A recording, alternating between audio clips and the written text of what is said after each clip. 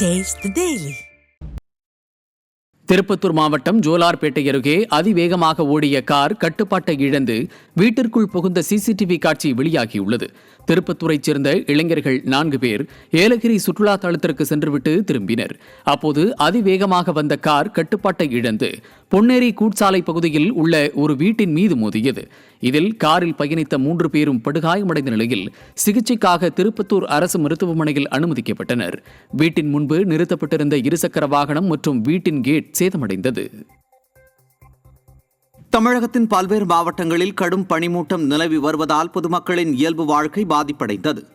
சென்னை புறநகர் பகுதிகளான அம்பத்தூர், திருவொற்றியூர், எண்ணூர் உள்ளிட்ட சுற்றுவட்டாரங்களில் பனிமூட்டத்துடன் காணப்பட்டது.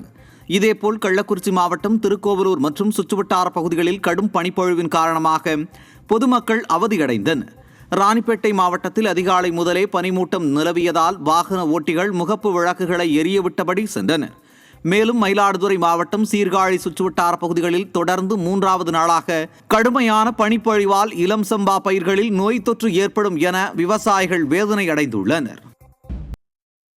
சேலத்தில் பல்வேறு இடங்களில் மழை வெள்ளத்தால் பாதிக்கப்பட்ட பொதுமக்களுக்கு அதிமுக சட்டமன்ற உறுப்பினர் பாலசுப்ரமணியன் நிவாரண உதவிகளை வழங்கினார். பெஞ்சல் புயல் காரணமாக திருமணிமுத்தாற்றில் வெள்ளப்பெருக்கு ஏற்பட்ட நிலையில் கரையோர பகுதிகளில் இருந்த குடியிருப்புகளுக்குள் வெள்ள நீர் புகுந்ததால் பொதுமக்கள் மிகுந்த சிரமத்திற்கு உள்ளாகினர். இந்த நிலையில் வெள்ளத்தால் பாதிக்கப்பட்ட மக்களுக்கு அதிமுக சட்டமன்ற உறுப்பினர் பாலசுப்ரமணியன் ஒரு வாரத்திற்கு தேவையான 5 கிலோ அரிசி, பருப்பு, எண்ணெய் உள்ளிட்ட மளிகை பொருட்கள் மற்றும் காய்கறிகள் அடங்கிய தொகுப்பை வழங்கினார். இந்த நிகழ்வின் போது கழக நிர்வாகிகள் பலரும் உடனிருந்தனர்.